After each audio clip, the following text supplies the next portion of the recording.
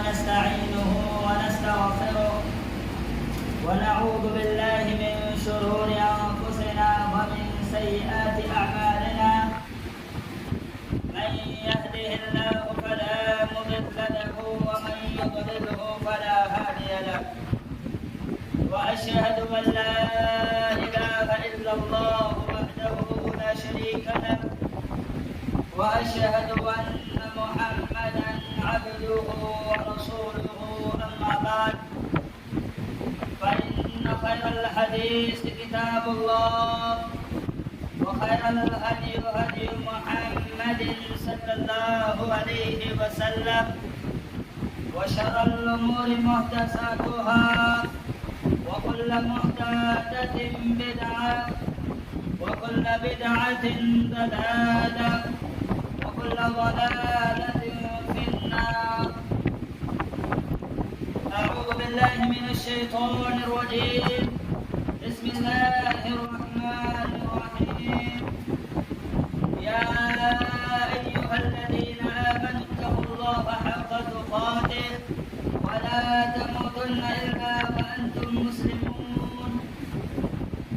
يا أيها الناس اتقوا ربكم الذي خلقكم من نفس واحدة وخلق منها زوجها وبث منهما رجالا كثيرا والنساء واتقوا الله الذي تساءلون به والأرحام إن الله كان عليكم رقيبا.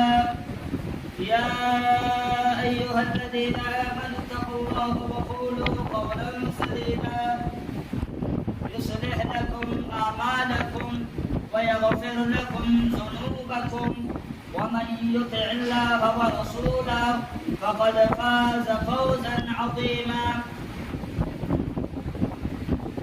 تمام سلکی حمد و ثنا حضرت و بزرگی بڑائی کبریائی تعریف تمجید اس اللہ وحدہ لا شریک کے لائق اور سزاوار ہے جو اکیلا تنہا پوری کائنات کا پوری انسانیت کا خالق مالک رازق مدبر و پالنہار ہے. بعدہ درود و سلام کا نزول ہو تمام انبیاء کرام علیہم الصلاۃ والسلام پر جنہوں نے اپنی اپنی قوموں تک اپنی اپنی امتوں تک اللہ کے پیغام کو ویسے ہی پہنچایا جیسے پہنچانے کا حکم دیا گیا تھا. بالخصوص امام الاولین امام الآخرین امام القبلتین امام الحرمین امامنا فی الدنیا امامنا فی الآخرہ میرے اور آپ کے دلوں کی بہار حضرت محمد صلی اللہ علیہ وسلم پر. اللہم صلی وسلم علی نبینا محمد. حاضرین جمعہ، آج کے اس خطبہ جمعہ میں میں اس عظیم شخصیت کا تذکرہ کرنا چاہتا ہوں جنہیں پیغمبر اسلام کے بعد ساری امت سے افضل ہونے کا اعزاز حاصل ہے. میں اس عظیم شخصیت کا تذکرہ کرنا چاہتا ہوں جنہیں نبوت سے پہلے نبی اکرم جناب محمد صلی اللہ علیہ وسلم کی دوستی کا شرف حاصل تھا. میں اس عظیم شخصیت کا تذکرہ کرنا چاہتا ہوں جنہیں تمام غزوات میں نبی اکرم جناب محمد صلی اللہ علیہ وسلم کا ساتھ ہم رکابی حاصل تھی. میں اس عظیم شخصیت کا تذکرہ کرنا چاہتا ہوں جنہیں قرآن کریم کے ذریعے صحابیت کی سند حاصل ہے. میں اس عظیم شخصیت کا تذکرہ کرنا چاہتا ہوں جنہیں وفات رسول جیسے غمناک المناک موقع پر امت کو سنبھالنے امت کو اختلاف سے بچانے کا شرف حاصل ہے. میں اس عظیم شخصیت کا تذکرہ کرنا چاہتا ہوں جنہیں انکار زکوٰۃ انکار ختم نبوت جیسے خطرناک فتنوں کا سر کچلنے کا شرف حاصل ہے. میں اس عظیم شخصیت کا تذکرہ کرنا چاہتا ہوں جنہیں السابقون الاولون عشر مبشرہ اور خلفائے راشدین کی فہرست میں پہلی پوزیشن حاصل ہے. میں اس عظیم شخصیت کا تذکرہ کرنا چاہتا ہوں جنہیں مقام صدیقیت میں سب سے اونچا مقام حاصل ہے۔ میری مراد حضرت ابوبکر صدیق رضی اللہ عنہ ہے۔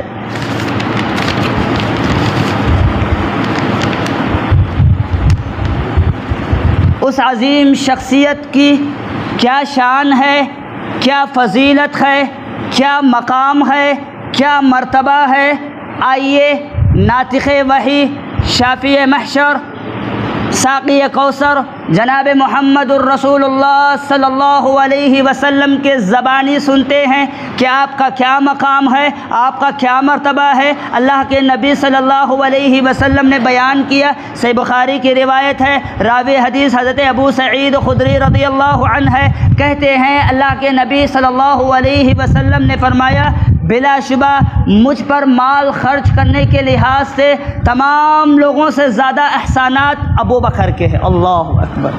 حالانکہ تمام صحابہ کرام اللہ کے نبی کے ایک بول پر، ایک بات پر صدقہ کیا کرتے تھے، خیرات کر دیا کرتے تھے، اپنا سب کچھ نچھاور کر دیا کرتے تھے، لیکن اللہ کے نبی صلی اللہ علیہ وسلم نے ابو بکر رضی اللہ عنہ کی شان ذکر کی، آپ کا مرتبہ، آپ کی عظمت ذکر کی، کہا کہ جتنے لوگوں نے صدقہ خیرات کیا ہے، جتنے لوگوں نے مجھ پر احسان کیے ہیں، ان تمام لوگوں سے زیادہ احسانات اگر کسی کے مجھ پر ہے تو وہ ابو بکر صدیق رضی اللہ عنہ کے ہے۔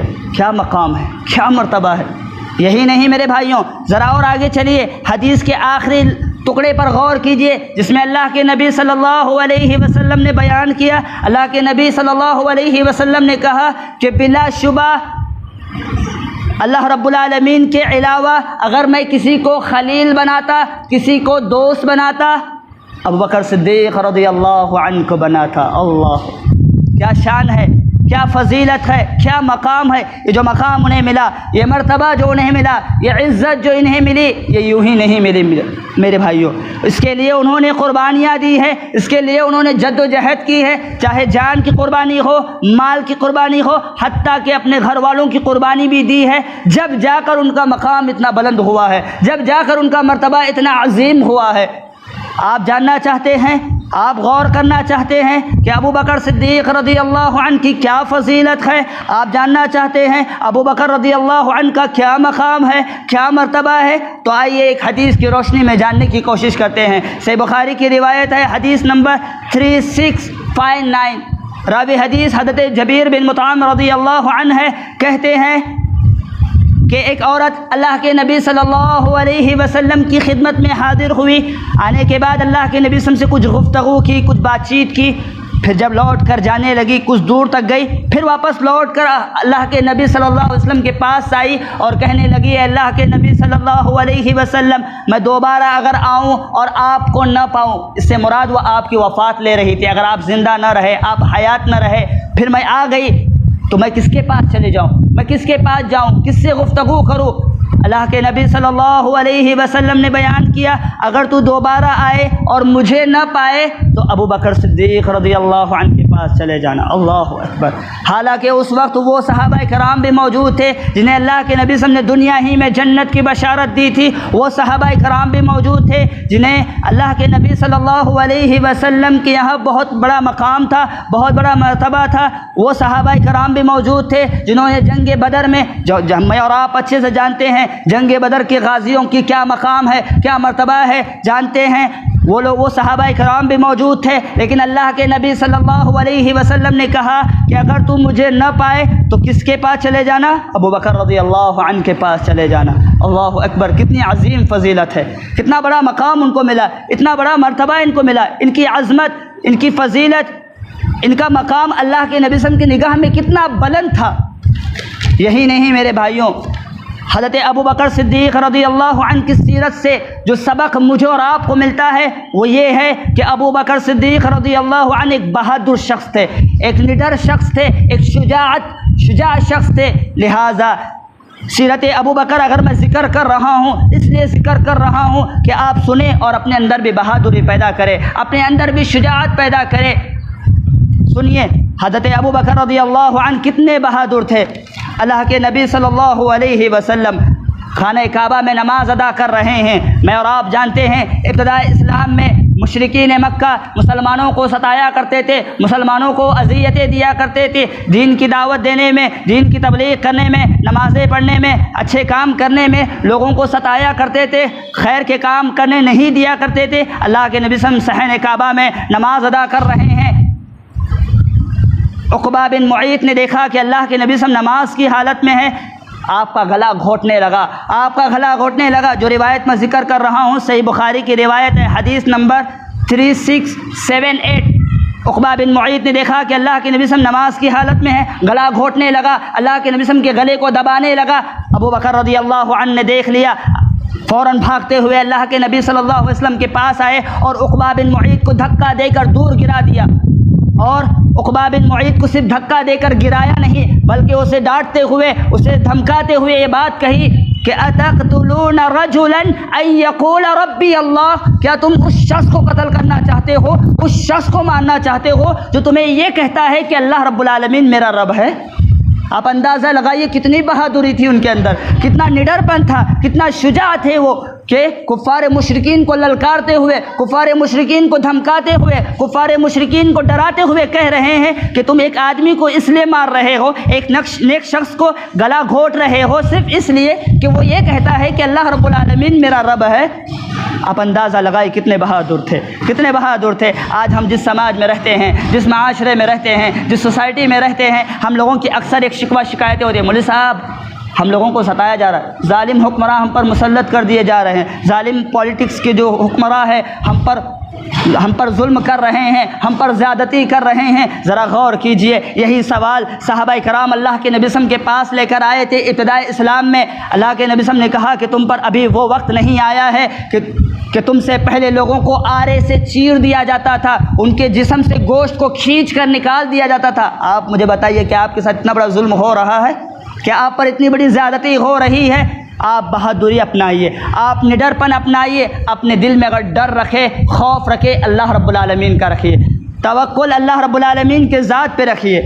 ذرا اور آگے چلیے، جہاں حضرت ابوبکر صدیق رضی اللہ عنہ کی سیرت سے مجھے اور آپ کو جو سبق ملتا ہے وہ یہ کہ ابوبکر صدیق رضی اللہ عنہ ایک بہادر شخص تھے، وہیں حضرت ابوبکر رضی اللہ عنہ کی سیرت سے جو دوسرا سبق مجھے اور آپ کو ملتا ہے وہ یہ کہ وہ بہت سخی بندے تھے، وہ ایک نیک عظیم اور سخی بندے تھے، اللہ رب العالمین کے راستے میں اپنے مال کو لٹانے والے تھے، اللہ رب العالمین کے راستے میں اپنے مال کو وقف کرنے والے تھے، اللہ رب العالمین کے راستے میں مال کو خرچ کرنے والے تھے۔ کتنے بڑے سخی تھے، اگر آپ سنیں گے آپ کے ہوش اڑیں گے، آپ کے ہوش اڑیں گے۔ جو روایت میں ذکر کر رہا ہوں ابو داؤد کی روایت ہے، حدیث نمبر 1878۔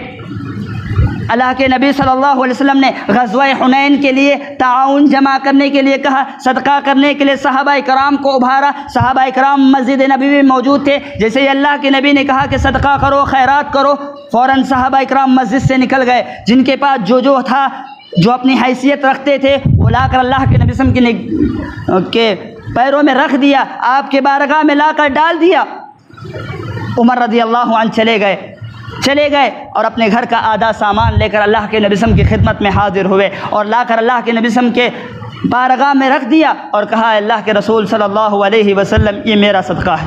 اللہ کے نبی صلی اللہ علیہ وسلم نے ان سے پوچھا کہ تم کتنا لائے ہو؟ کہا اللہ کے رسول صلی اللہ علیہ وسلم گھر کا آدھا مال لایا ہوں، آدھا رکھ کے آیا ہوں۔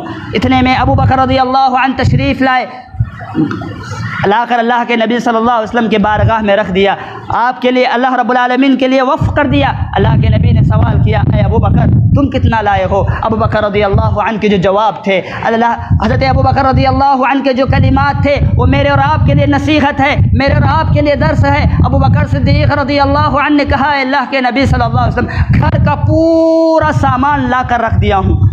اللہ کے نبی صلی اللہ علیہ وسلم نے پوچھا، اے ابو بکر گھر میں کچھ رکھ کے آئے ہو یا نہیں؟ گھر کے والوں کے لیے کچھ رکھا ہے یا نہیں؟ ابو بکر رضی اللہ عنہ کے جواب تھا، حضرت ابو بکر رضی اللہ عنہ کے کلمات تھے، جوابی کلمات تھے۔ انہوں نے کہا اللہ کے نبی صلی اللہ علیہ وسلم گھر میں اللہ اور اللہ کے رسول صلی اللہ علیہ وسلم کی رضا رکھ کے آیا۔ اللہ اکبر، اللہ اکبر۔ ذرا تصور کیجئے، ذرا سوچئے تو صحیح، جو انہیں مقام ملا ہے، یہ مرتبہ ملا ہے، یہ عزت ملی ہے، یہ شرف ملا ہے، یوں ہی نہیں ملا ہے میرے بھائیوں، یوں ہی نہیں ملا ہے۔ وہ صدقہ کیا کرتے تھے، خیرات کیا کرتے تھے، اللہ کے راستے راستے میں اپنا سب کچھ لٹانے والے تھے، تب جا کر ان کو یہ مقام ملا ہے۔ آج جس سماج میں اور آپ رہتے ہیں، جس سوسائٹی میں اور آپ رہتے ہیں، صدقہ کرنے کی بات آ جائے، خیرات کرنے کی بات آ جائے، مسجد کو کچھ دینے کی بات آ جائے، مدرسے کو کچھ دینے کی بات آ جائے، جماعت کو تعاون کرنے کی بات آ جائے، جیب میں ہاتھ ڈال کر چلر نکالنے کی کوشش کرتے ہیں۔ ذرا تصور کیجئے، ہم اپنے آپ کو نبی سے محبت کرنے والا کہتے ہیں، ہم اپنے آپ کو نبی کی اتباع کرنے والا کہتے ہیں، ہم اپنے آپ کو مسلمان کہتے ہیں، ہم اپنے آپ کو صحابہ کرام کا متبع کہتے ہیں، اور کام دیکھیے کتنی کنجوسی والا کر رہے ہیں۔ کام دیکھیے، جو رب نے ہمیں دولت عطا کی، جس رب نے ہمیں مال و دولت سے نوازا، اس کے راستے میں خرچ کرنے میں ہم کنجوسی کر رہے ہیں۔ آپ اندازہ لگائیے، آپ ذرا سوچیے تو صحیح، صحابہ کرام کتنے عظیم شخصیت تھی، صحابہ کرام کی شخصیتیں کتنی عظیم تھی، وہیں ابو بکر رضی اللہ عنہ کی شخصیت سب سے عظیم تھی۔ یہ جو مقام انہیں ملا یوں ہی نہیں ملا میرے بھائیو۔ لہٰذا ابو بکر رضی اللہ عنہ کی سیرت سے جو دوسرا سبق مجھے اور آپ کو ملا وہ یہ کہ ہمیں اللہ رب العالمین کے راستے میں خرچ کرنا چاہیے۔ میں یہ نہیں کہتا کہ اپنا گھر کا سب کچھ لا کر لٹا دو، اللہ رب العالمین نے جو کچھ بھی دیا ہے اس میں سے تھوڑا تو خرچ کرو، تھوڑا تو خرچ کرو۔ قرآن کہتا ہے وَمَا أَنفَقْتُم مِّن شَيْءٍ فَهُوَ يُخْلِفُهُ، تم اگر اللہ کے راستے میں خرچ کرو گے اللہ تمہیں اور دے گا۔ ہماری سوچ کیا ہے؟ خرچ کریں گے مال کم ہو جائے، نہیں میرے بھائیو۔ لہٰذا سیرت ابو بکر سے جو دوسرا سبق ملا وہ سخاوت کا سبق ملا، اللہ کے راستے میں مال کو خرچ کرنے کا سبق ملا۔ تیسرا جو سبق حضرت ابو بکر رضی اللہ عنہ کی سیرت سے مجھے اور آپ کو جو ملتا ہے وہ یہ ہے کہ قرآن مجید کی تلاوت کرنی چاہیے۔ سنیے، حضرت ابو بکر رضی اللہ عنہ کتنی قرآن مجید کی تلاوت کرنے والے تھے۔ اپنے گھر کے اندر ایک کمرہ بنایا ہوا تھا جہاں بیٹھ کر وہ اللہ کا ذکر کیا کرتے تھے، جہاں بیٹھ کر وہ قرآن مجید کی تلاوت کیا کرتے تھے، جہاں بیٹھ کر اللہ کے کلام کو پڑھا کرتے تھے۔ اتنا پرسوز آواز میں پڑھا کرتے تھے، اتنے بہترین آواز میں پڑھا کرتے تھے، کفار مشرکین کی عورتیں، کفار مشرکین کے بچے سننے کے لیے جمع ہو جایا کرتے تھے۔ اللہ اکبر۔ اس واقعے سے دو باتیں پتہ چلتی ہے کہ ابو بکر رضی اللہ عنہ نے اپنے گھر میں ایک کمرہ بنایا ہوا تھا جہاں بیٹھ کر اللہ کا ذکر کرتے تھے، اللہ کے کلام کی تلاوت کیا کرتے تھے اور قرآن مجید کو کثرت سے پڑھا کرتے تھے۔ آج ہماری حالتیں کیا ہے؟ آج ہماری حالتیں کیا ہے پتہ ہے؟ ہمارے گھروں میں ڈائننگ روم ہے، ہمارے گھروں میں بیڈ روم ہے، ہمارے گھروں میں ہال ہے، ہمارے گھروں میں وہ چیز بھی ہے، ٹی وی کو کہاں رکھنا ہے، کیسے رکھنا ہے، وہ کمرہ بھی بنایا ہوا ہے جہاں بیٹھ کر ہم ٹی وی دیکھیں گے۔ کیا ہمارے گھروں میں ایک ایسا کمرہ ہے جہاں بیٹھ کر ہم اللہ رب العالمین کی بارگاہ میں روتے ہو؟ کیا ہمارے گھروں میں ایک کمرہ ہے جہاں بیٹھ کر ہم اللہ کا ذکر و اذکار کرتے ہو؟ کیا ہمارے گھروں میں ایسا کمرہ ہے جہاں بیٹھ کر ہم قرآن مجید کی تلاوت کرتے ہو؟ ہمارے گھروں سے سب سے پہلے صبح صبح دو ہی آوازیں آتی ہیں، ایک تو گانے کی آواز، نہیں تو دوسرے گالیوں کی آواز۔ بندہ سنے تو محسوس کرے گا کہ یہ مسلمان کا گھر ہو ہی نہیں سکتا۔ ہمارے اصحاب حتیٰ کہ ابو بکر رضی اللہ عنہ کے گھروں سے صبح کے وقت جو آواز آتی تھی وہ قرآن مجید کی تلاوت کی آواز آتی تھی۔ آج ہماری حالت کیا ہے پتہ ہے؟ آواز اذان دیا جائے تو مشرکین کافرین کہتے ہیں ہم لوگوں کو اذان سے تکلیف ہوتی ہے، جبکہ آپ اس واقعے سے اندازہ لگائیے کفر مشرکین مکہ ابو بکر رضی اللہ عنہ کے کلام کو سننے کے لیے، تلاوت کو سننے کے لیے جمع ہو جایا کرتے تھے۔ اگر ہمارے اندر شوق ہوگا، ہمارے اندر جذبہ ہوگا، دوسرے لوگ ہم سے متاثر ہوں گے۔ فجر کے وقت کی اذان کو بیان کرنے کا حکم دیا گیا، کیوں دیا گیا؟ نماز پڑھتے نہیں، لوگوں کو اذان دے کر بلا رہے ہیں۔ اگر ہم انٹرسٹ دکھائیں گے، ہم متاثر ہوں گے، ہم نماز کے لیے جمع ہوں گے، کسی کی کہنے کی ہمت نہیں ہوگی۔ لہٰذا ابو بکر رضی اللہ عنہ کی سیرت سے جو تیسرا سبق مجھے اور آپ کو ملا وہ قرآن مجید کی تلاوت زیادہ سے زیادہ کرنا ہے۔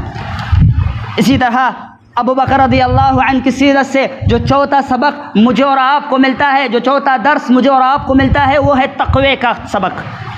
ابو بکر رضی اللہ عنہ اللہ رب العالمین سے ڈرنے والے تھے، آپ کے دل میں اللہ کا ڈر، اللہ کا خوف تھا۔ واقعہ سنیے، صحیح بخاری کی روایت ہے،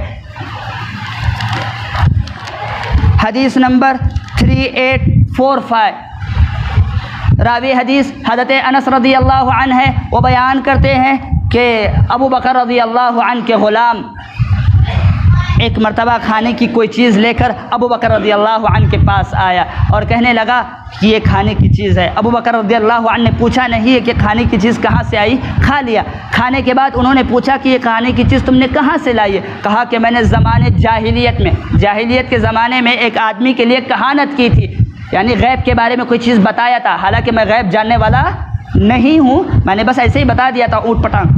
اور آج اس سے میری ملاقات ہوئی اور اس نے یہ کھانے کی چیز مجھے پیش کی. جیسے ہی ابو بکر رضی اللہ عنہ نے سنا فوراً اپنے منہ کے اندر اپنے ہاتھوں کو انگلیوں کو ڈالا, جو کھایا تھا وہ تمام کا تمام الٹیاں کرنے لگے. اندازہ لگائیے ان کے دل میں اللہ کا کیا ڈر تھا. حرام لقمہ اپنے پیٹ میں جانے کو وہ پسند نہیں کیا کرتے تھے.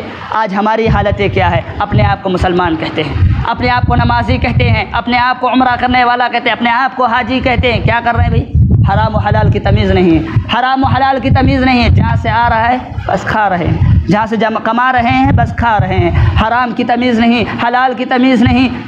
میرے بھائیوں, اگر آپ جو حرام کا کھا رہے ہیں, آپ جو حرام کا کما رہے ہیں, اگر آپ یہ حرام کا کما کر اللہ رب العالمین کے بارگاہ میں رو رو کر بھی گڑ گڑا کر بھی دعا مانگے, اللہ دعا قبول نہیں کرے گا. صحیح بخاری کی روایت ہے, اللہ کے نبی نے ایک آدمی کو دیکھا دور دراز کا سفر کر کے آ رہا تھا, تھکا ہوا تھا اور کہہ رہا تھا اللہ رب العالمین تم میری مدد فرما. اللہ کے نبی نے کہا اللہ اس کی کیسے مدد کرے گا جبکہ اس نے کھایا حرام کا تھا, اس نے جو پہنا ہے حرام پیسے سے پہنا ہے, اس کی پرورش حرام پیسوں سے ہوئی ہے. آپ اندازہ لگائیے, جو ہم شکوہ کرتے ہیں نا, جو شکایتیں کرتے ہیں مولوی صاحب ہماری دعائیں قبول نہیں ہو رہی, ہو سکتا ہے ہم حرام کما رہے ہو سکتا ہے ہمارے حرام پر پیسوں پر پرورش ہوئی ہو سکتا ہے ہم حرام کھا رہے ہو, حرام لقمہ کھا رہے ہو. لہٰذا غور کرنے کا مقام ہے. سیرت ابو بکر سے جو چوتھا سبق مجھے اور آپ کو ملا وہ یہ کہ اپنے اندر تقویٰ پیدا کیجیے, اپنے اندر اللہ رب العالمین کا ڈر اور خوف پیدا کیجیے.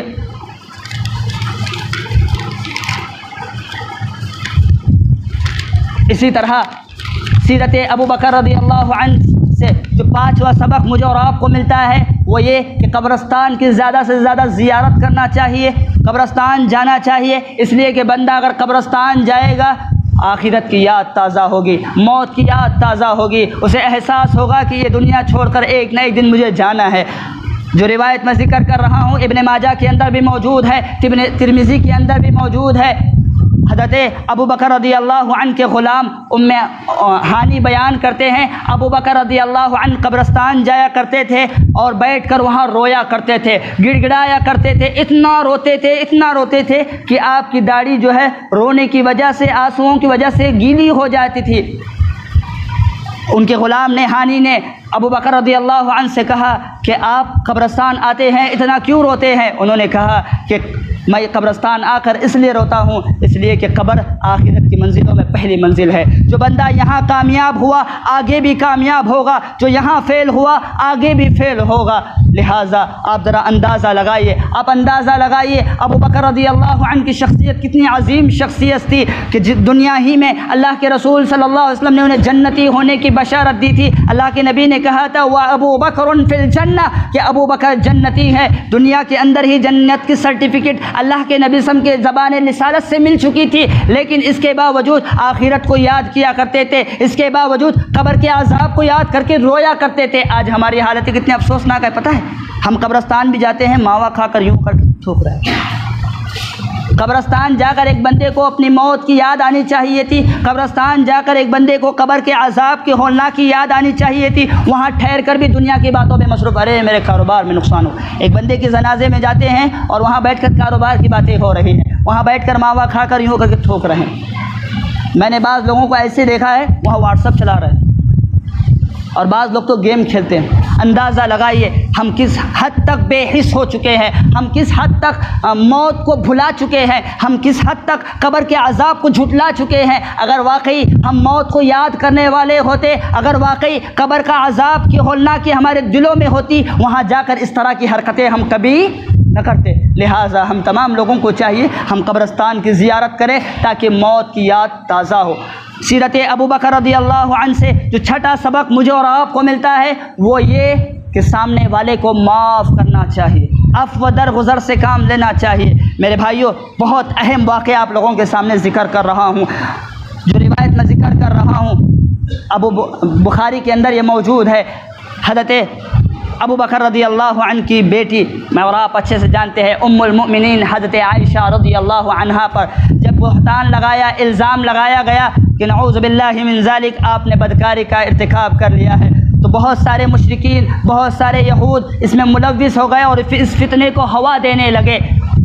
کچھ جو نئے مسلمان ہو چکے تھے اس فتنے کے اندر مبتلا ہو گئے, نعوذ باللہ من ذالک. انہوں نے یہ سمجھ لیا کہ حضرت عائشہ رضی اللہ عنہا نے بدکاری کا ارتکاب کر لیا ہے۔ تو ابو بکر صدیق رضی اللہ عنہ کے ایک دور کے رشتہ دار تھے جن کا نام تھا حضرت مصطح رضی اللہ عنہ، جو کہ بہت غریب تھے۔ حضرت ابو بکر رضی اللہ عنہ ماہانہ خرچ دیا کرتے تھے گھر چلانے کے لیے۔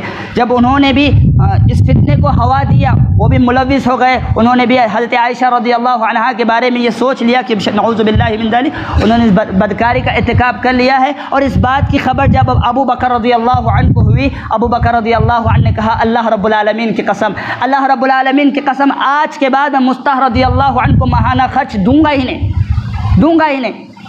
فوراً اللہ رب العالمین نے اس آیت کریمہ کو نازل کیا، وَلَا يَأْتَلِ أُولُو الْفَضْلِ مِنْكُمْ وَالسَّعَةِ أَن يَأْتُوا أُولُو الْقُرْبَى وَالْمَسَاكِينَ وَالْمُهَاجِرِينَ وَلْيَعْفُوا وَلْيَصْفَحُوا أَلَا تُحِبُّونَ أَن يَغْفِرَ اللَّهُ لَكُمْ۔ اللہ رب العالمین نے جب اس آیت کریمہ کو نازل کیا، ابو بکر رضی اللہ عنہ وہاں موجود تھے۔ جب انہوں نے اس آیت کریمہ کو سنا جس میں اللہ رب العالمین نے یہ کہا الا تحبون ان یغفر اللہ لکم، کیا تم نہیں چاہتے اللہ رب العالمین تمہارے گناہوں کو معاف نہ کرے؟ تو ابو بکر رضی اللہ عنہ نے کہا کہ بے شک میں چاہتا ہوں اللہ میرے گناہوں کو معاف کرے۔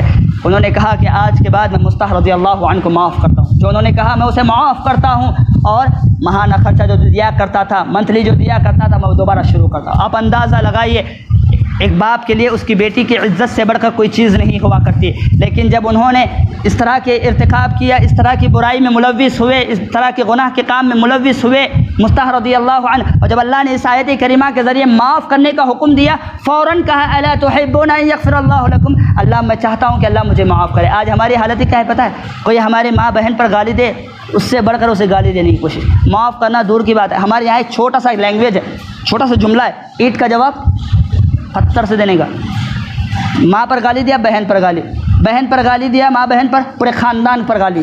آج ہماری حالتیں اتنی افسوسناک ہے، آج ہماری حالتیں اتنی خطرناک ہے۔ لہٰذا ہم تمام لوگوں کو چاہیے کہ سیرت ابو بکر رضی اللہ عنہ کا جو 5واں سبق جو میں نے آپ لوگوں کو دیا ہے، اس سبق کو یاد کیجئے، اس سبق کو یاد رکھیے، اور سامنے والا اگر آپ کے ساتھ زیادتی کرے معاف کر دے، اس لیے کہ الا تحبون ان یغفر اللہ لکم، اگر کسی کو آپ معاف کریں گے اللہ رب العالمین آپ کو معاف کرے گا، آپ کے گناہوں کو معاف کرے گا، اللہ آپ سے محبت کرے گا۔